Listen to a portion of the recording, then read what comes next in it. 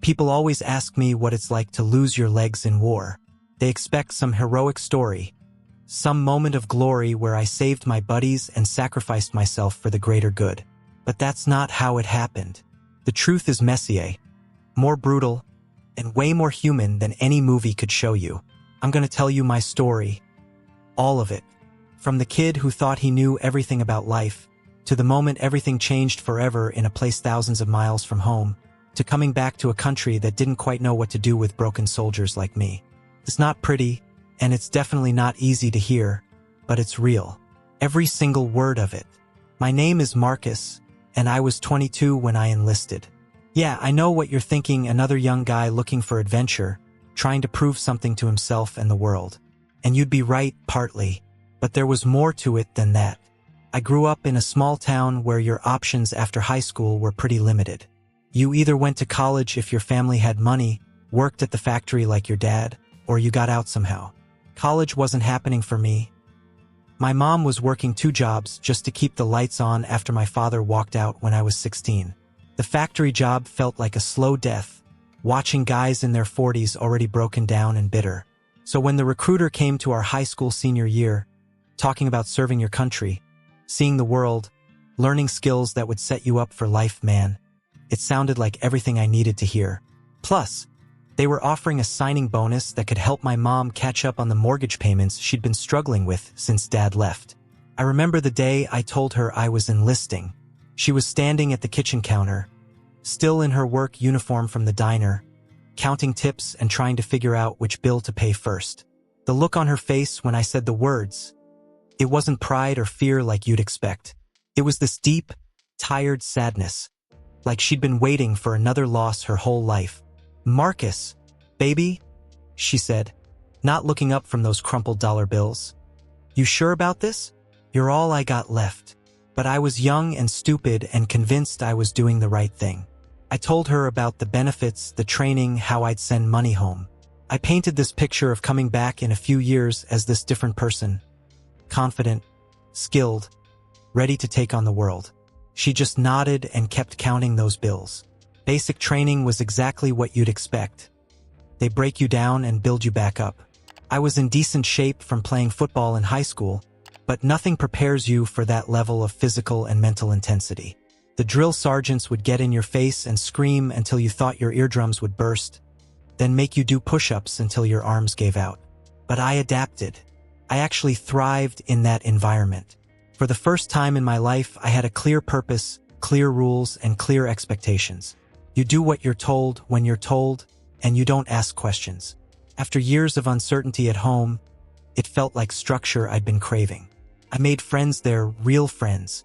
There was Rodriguez from Texas, this guy who could make anyone laugh even when we were all exhausted and miserable. Thompson from Ohio, quiet and thoughtful, always reading books during any free time we got. And Jackson from right here in my home state, though from the big city.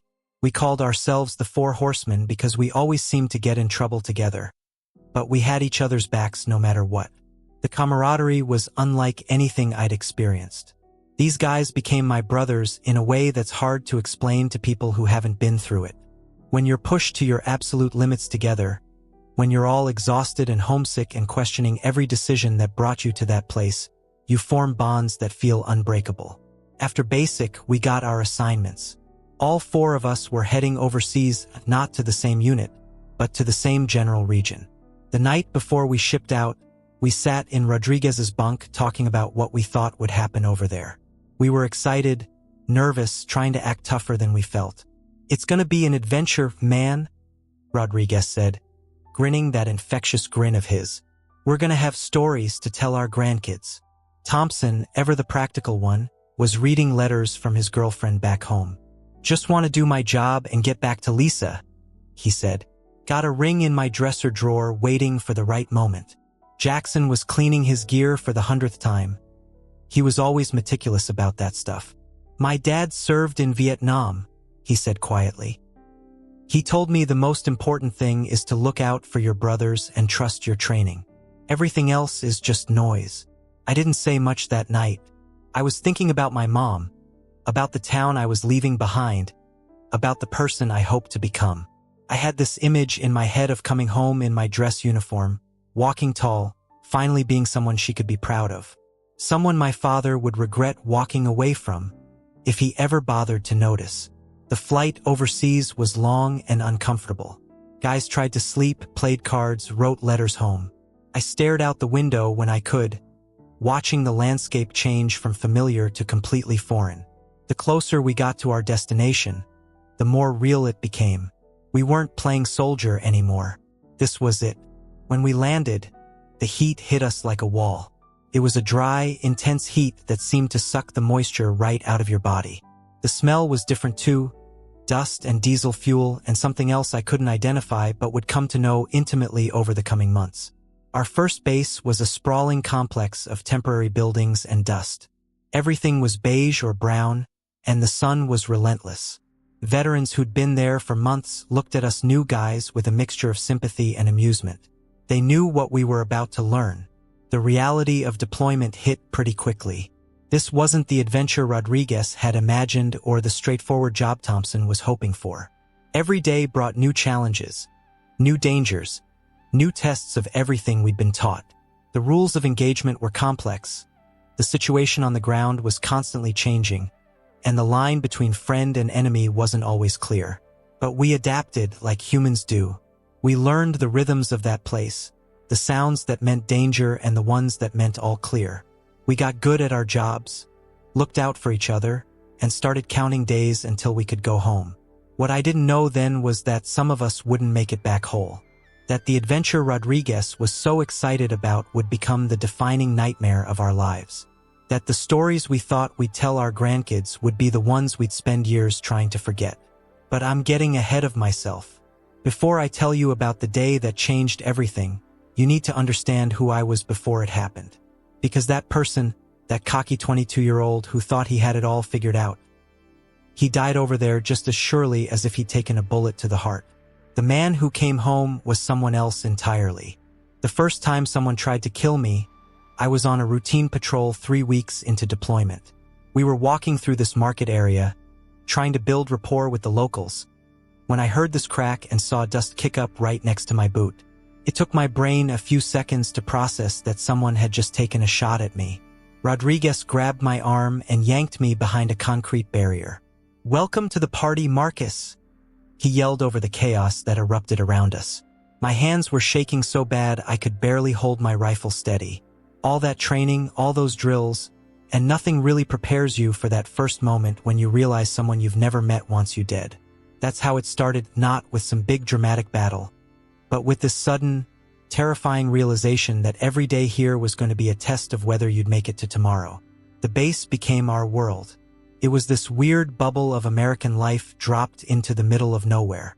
We had a mess hall that served decent food, a recreation area with old magazines and a TV that got about 3 channels, and rows of bunks where we'd try to get sleep between missions. The walls were thin, so you'd hear guys talking to their families back home, some crying when they thought no one was listening, others laughing at videos from friends who were probably sitting in college dorms complaining about exam stress. Thompson got a letter from his girlfriend Lisa almost every day. He'd read them out loud sometimes, sharing the normal life she was describing, her job at the bank, her sister's wedding plans, how their dog Max learned a new trick. It was like listening to broadcasts from another planet, this place where people worried about things like traffic jams and what to watch on Netflix. "She's talking about repainting the bathroom," Thompson said one evening, holding up a pink letter that smelled like perfume. "Wants to know if I prefer blue or green. Man, I can't even remember what our bathroom looks like anymore." Jackson would write long letters to his dad, asking for advice about situations we were facing. His father had been through Vietnam, so he understood things that civilians back home couldn't. Jackson never shared those letters, but you could tell when he got responses because he'd get this look of relief like someone had thrown him a lifeline. Rodriguez dealt with it differently. He'd collect stories about the weird and funny stuff that happened, saying he was going to write a book called The Dumbest Smart People in the World about military life. Like the time our lieutenant got lost using GPS and led us in a circle for 2 hours. Or when a supply drop missed our base by half a mile and we spent a whole day chasing down packages of toilet paper that were scattered across the desert. Me, I wrote to my mom but never sent most of the letters. I'd write about missing her cooking, about wanting to fix the leaky faucet in our kitchen when I got home, about how the sunsets here reminded me of the ones we used to watch from our back porch. But I never wrote about the real stuff, the fear, the confusion, the way violence could erupt out of nowhere and leave you questioning everything you thought you knew about right and wrong. The missions got more serious as we settled in. We'd go out on patrols, trying to gather intelligence, build relationships with local leaders, show presence in areas where our enemies might be operating. Every mission was different, but they all had this underlying tension that never went away. You'd be talking to some shopkeeper about his family, trying to be friendly and respectful, while simultaneously scanning the crowd for anyone who might be planning to hurt you. One morning in our second month, we got word that Thompson's unit had been hit during a supply run. 3 soldiers injured, 1 critical. We didn't know if Thompson was okay for almost 6 hours. Communications were down, and all we could do was wait. Rodriguez paced back and forth like a caged animal, cursing at anyone who tried to calm him down. Jackson sat perfectly still, cleaning his weapon over and over even though it was already spotless. When we finally got word that Thompson was unhurt, just shaken up, Rodriguez broke down and cried. Not embarrassed tears, but deep, body-shaking sobs of relief. That's when it really hit me how much we meant to each other. These guys weren't just friends or fellow soldiers. They were family in a way that went deeper than blood. The injured soldier from Thompson's unit was a kid named Peterson, barely 19 years old. He took shrapnel to the chest and legs when their convoy hit an improvised explosive device. They flew him to a medical facility, and we heard later that he'd be okay but would probably go home early with a medical discharge. Lucky bastard, someone said, and we all gave him dirty looks. But privately, I think we all wondered what it would be like to get hurt just enough to go home without losing anything important. It was a terrible thought, but honest. Everyone was counting days, marking calendars, dreaming about the moment they'd board that plane heading back to the world. But there were good moments too. Moments when the job felt meaningful. We helped deliver supplies to a school in a village that had been without basic materials for months.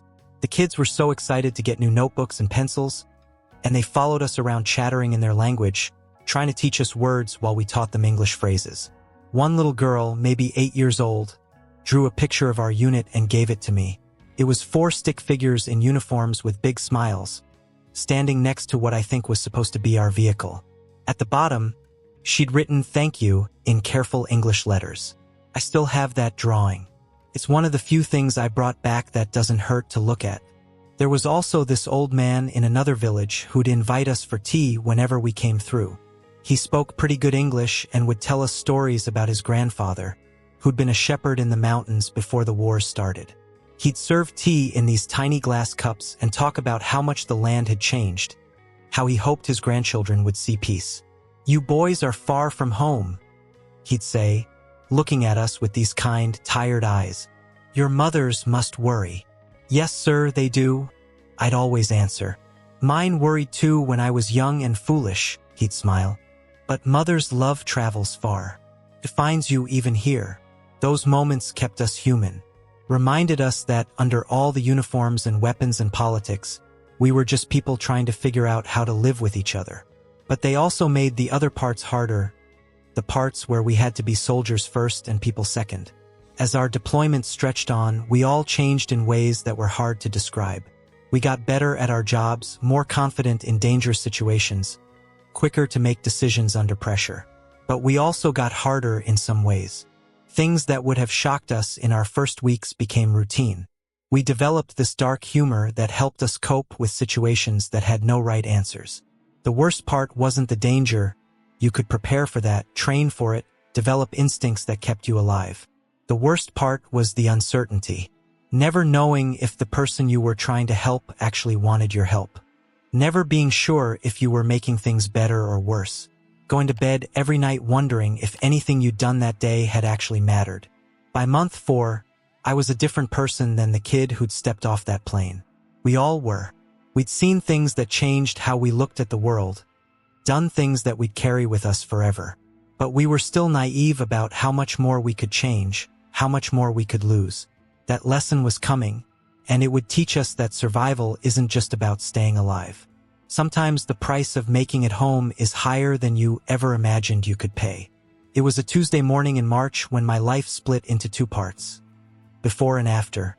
Funny how the most important days of your life often start out feeling completely ordinary. I woke up to the usual sounds. Generators humming. Guys shuffling around getting ready for morning formation.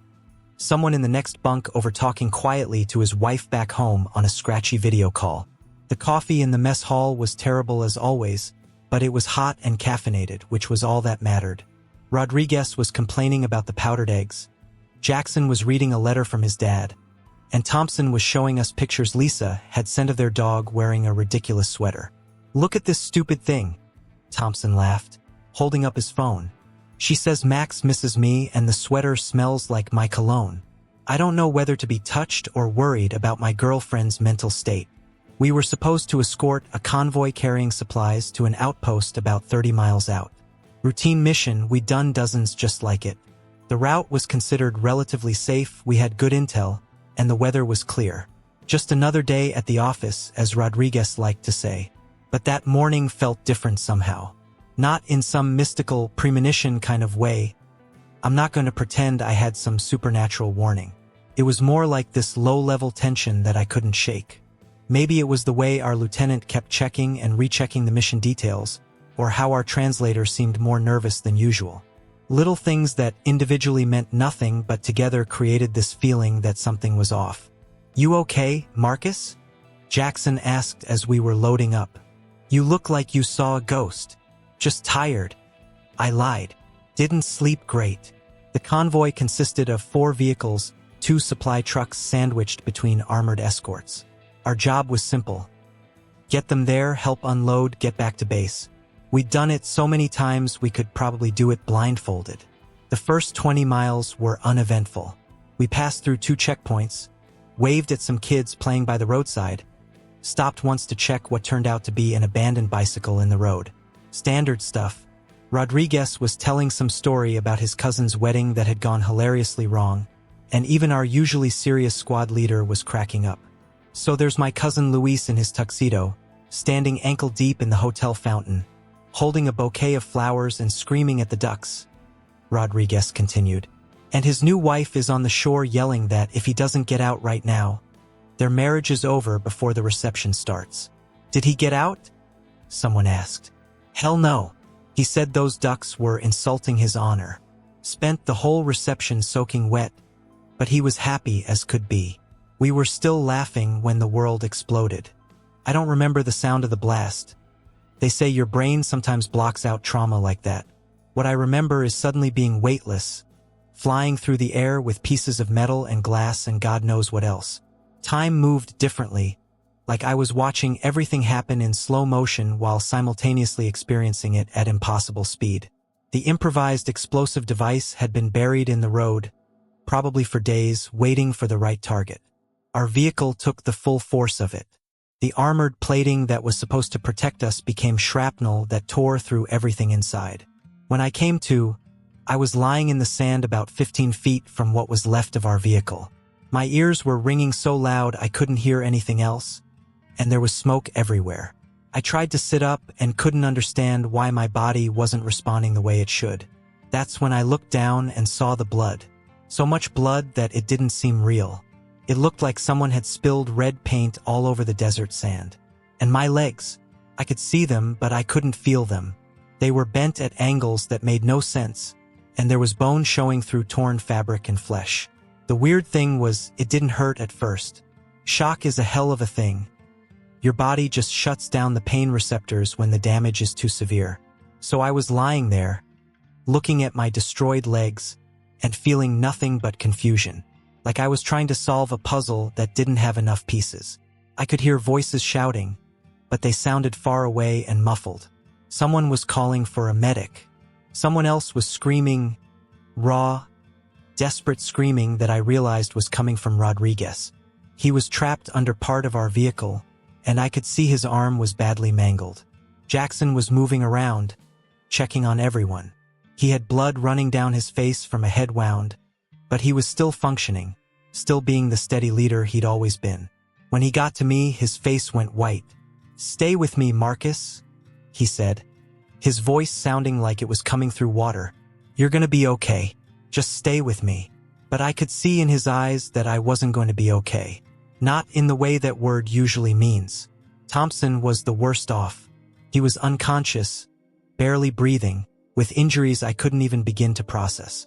The guys from the other vehicles were working on him with everything they had, but I could tell from their faces it wasn't good.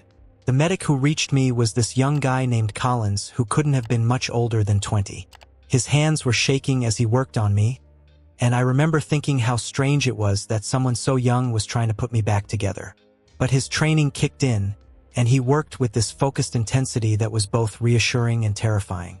"I need to stop the bleeding," he said, more to himself than to me.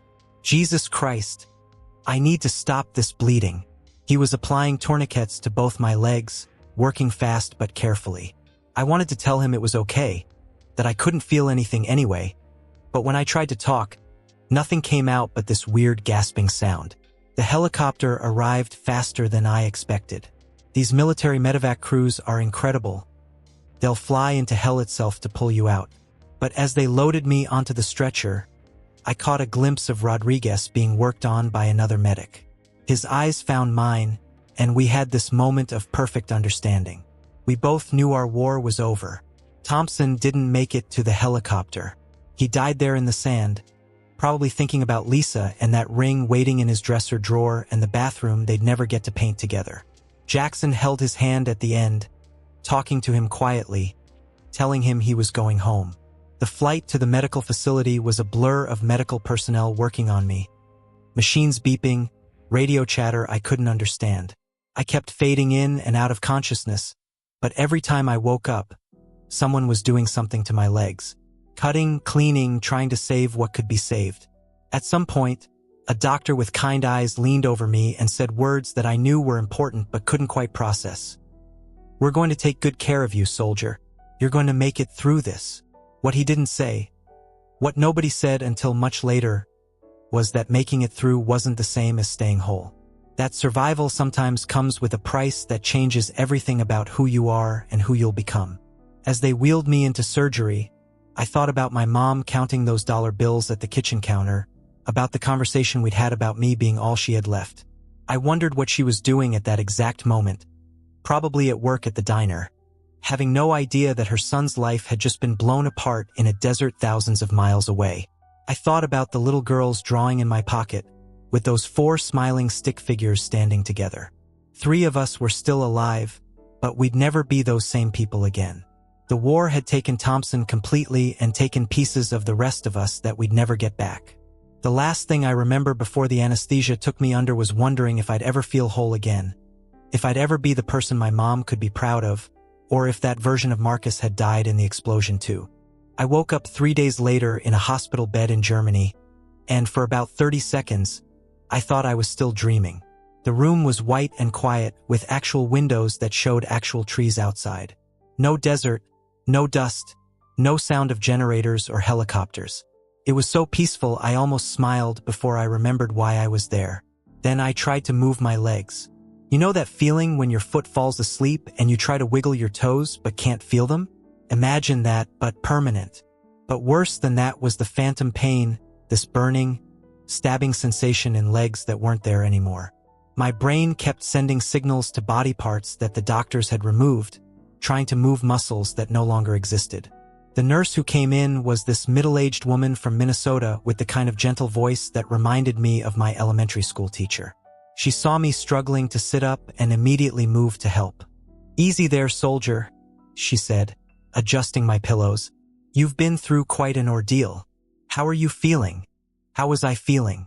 I was feeling like someone had taken my life, crumpled it up like a piece of paper, and thrown it in the trash. But you don't say that to a nurse who's trying to help you.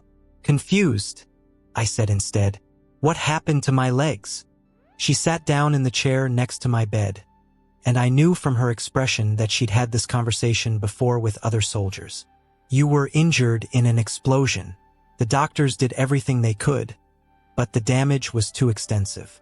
They had to amputate both legs, your right above the knee, your left below."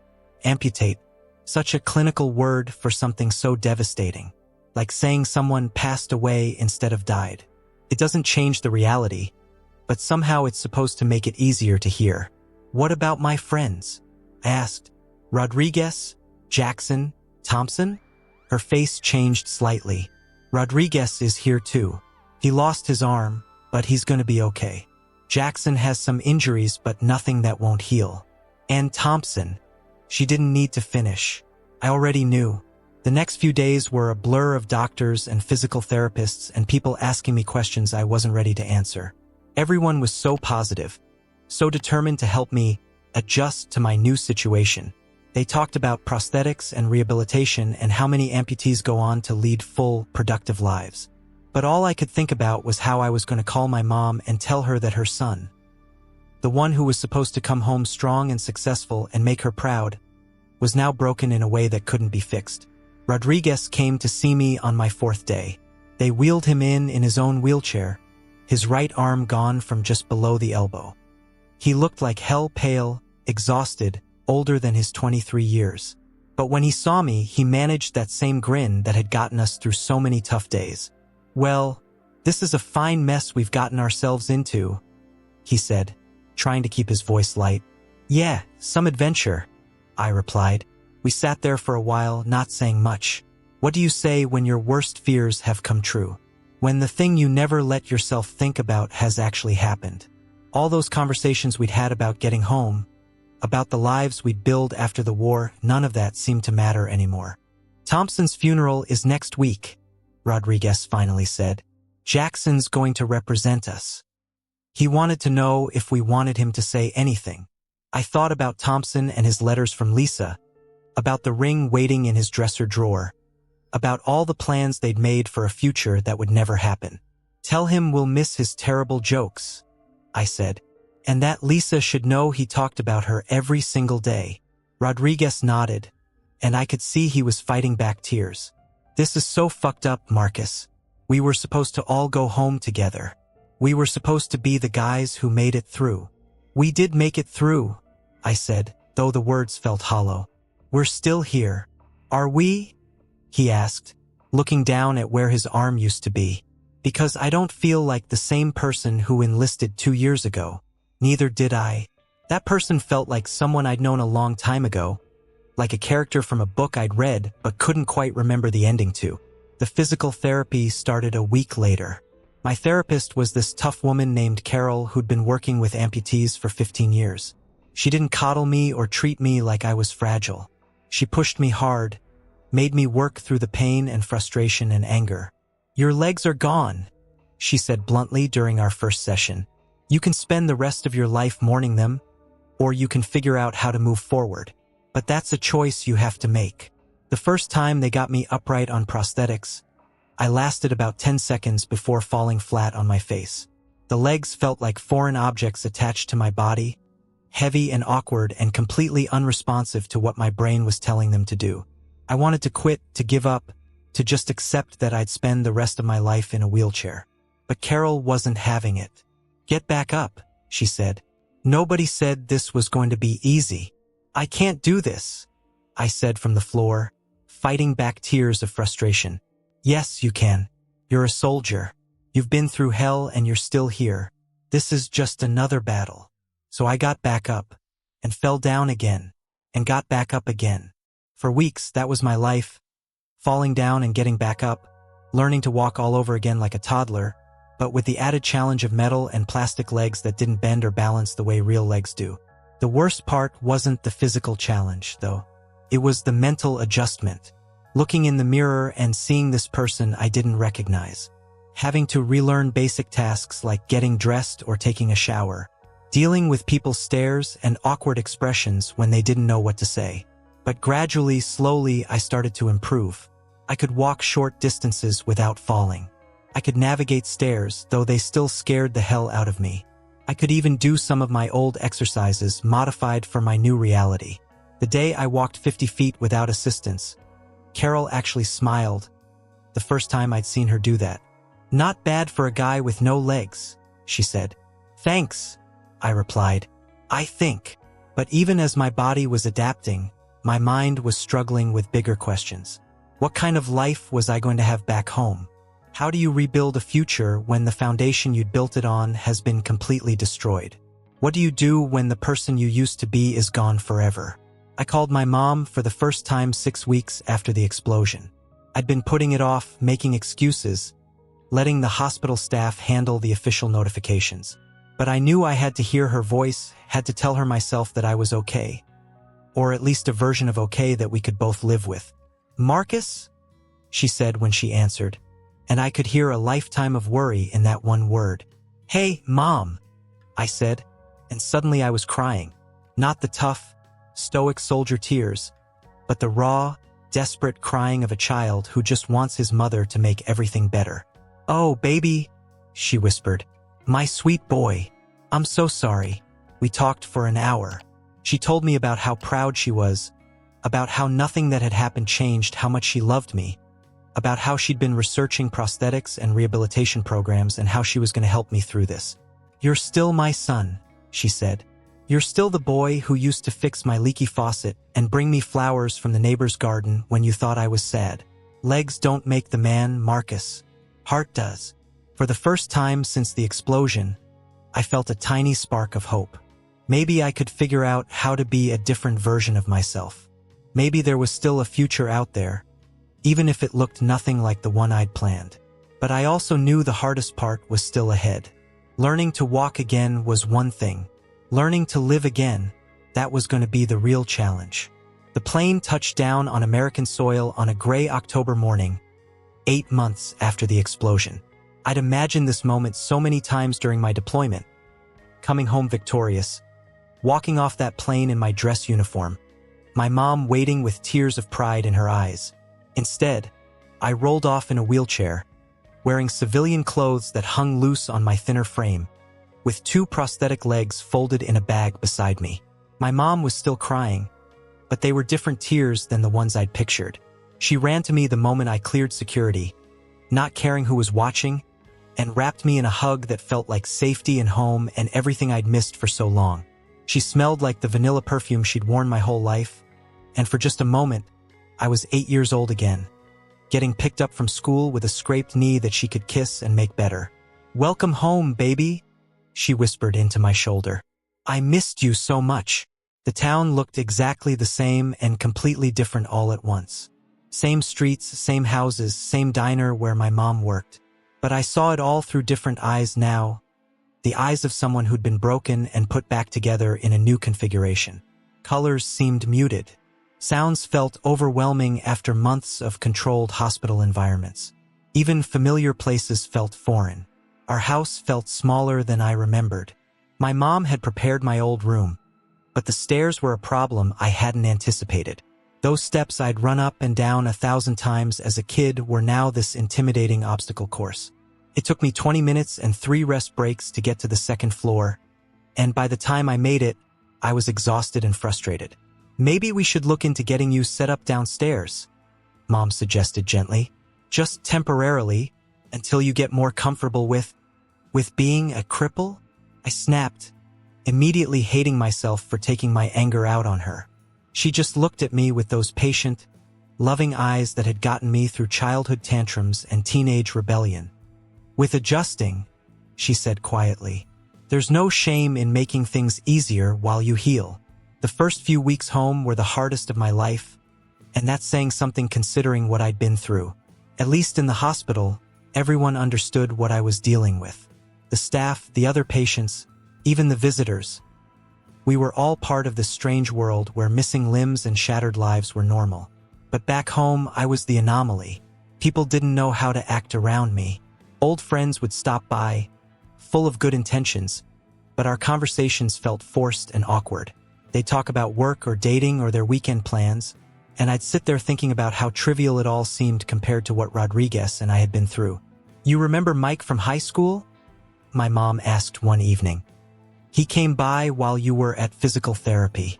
Wanted to know if you'd like to go grab a beer sometime." Mike, we'd played football together, double dated to prom, spent countless summer nights driving around town with nothing to do. Now the thought of sitting in a bar, Making small talk about the local sports team while people stared at my prosthetics made me feel sick. Maybe later, I said, knowing later would never come. The nightmares started about a month after I got home. I'd dream about the explosion, about Thompson dying in the sand, about the sound Rodriguez made when he realized his arm was gone. Sometimes I'd dream that I still had my legs, and I'd wake up trying to jump out of bed, only to crash to the floor when my prosthetics weren't attached. My mom would find me on those mornings, sitting on the bathroom floor at 3 a.m., sweating and shaking. She never asked questions, just helped me back to bed and sat with me until I could fall asleep again. The VA hospital became my second home. Physical therapy 3 times a week, counseling sessions with a therapist who specialized in combat trauma, support groups with other veterans who understood what I was going through. It was there that I met guys who'd lost arms, legs, eyes, guys who'd come home carrying invisible wounds that were just as devastating as the visible ones. There was this Marine named David who'd lost both legs like me, but above the knee on both sides. He'd been home for 2 years and had figured out how to drive, work, even play wheelchair basketball. He became my unofficial mentor, showing me tricks for daily life that they don't teach you in therapy. "The thing nobody tells you," he said one day as we worked out together, "is that you're not trying to get back to who you were before. That person is gone. You're building someone new." That hit me harder than I expected. I'd been spending so much energy trying to recreate my old life, to be the same person I'd been before the war.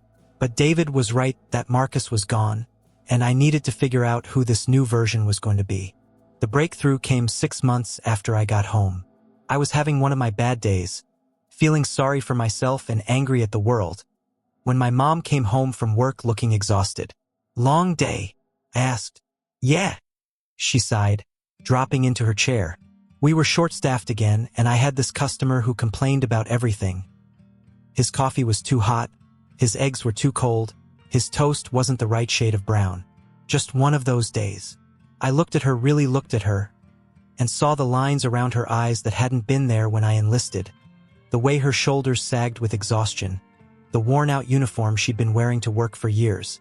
She'd been taking care of everyone else her whole life, and now she was taking care of me too, without a single complaint. "Mom," I said, "I want to help you." "Honey, you don't need to worry about." "No, I mean it. I want to contribute something. I want to matter again." We started small. I took over some of the household tasks that were hard for her after long shifts at the diner. I learned to cook, really cook, not just heat up frozen dinners. I figured out how to do laundry, clean the house, handle the bills. Basic stuff, but it gave me purpose. Then Rodriguez called.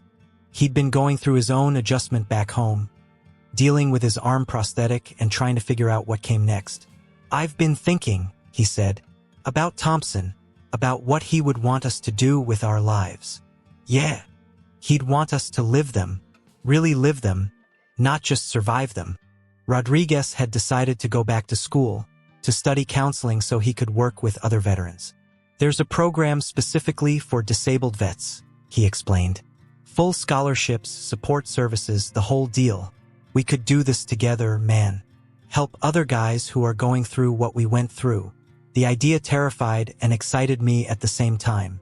Going back to school meant being around people my age who hadn't been to war, who had both their original arms and legs, who worried about grades and dating instead of nightmares and phantom pain. But it also meant having a future that was about more than just getting through each day. I applied that winter. The interview was conducted by a veteran who'd lost an eye in Afghanistan. He looked at my application, looked at me, and asked one question: "Why do you want to do this?" "Because I need to prove to myself that I'm still worth something," I said, more honestly than I'd intended. "Fair enough," he said. "But that's not going to be enough to get you through 4 years of school and graduate training. What's the real reason?" I thought about Thompson and his letters from Lisa, about the old man who served us tea and talked about his mother's love traveling far, about all the guys I'd met in the VA hospital who were struggling to find their place in the world. Because there are people out there who need help figuring out how to rebuild their lives after everything falls apart, I said. And maybe I can be useful to them. He smiled and stamped "approved" across my application. Starting college at 25 with prosthetic legs was exactly as awkward as you'd expect. The first day, walking across campus with my backpack and trying to navigate stairs and crowds of 18-year-olds, I felt like everyone was staring. Some were, but most were just living their lives, worried about their own problems. I found my place gradually. Study groups where my military experience and maturity were actually advantages. Professors who appreciated that I took the work seriously. Classmates who, once they got past the initial awkwardness, treated me like just another student. The counseling program was intense. Learning about trauma, about how the mind processes impossible experiences, about techniques for helping people rebuild their sense of self after devastating loss.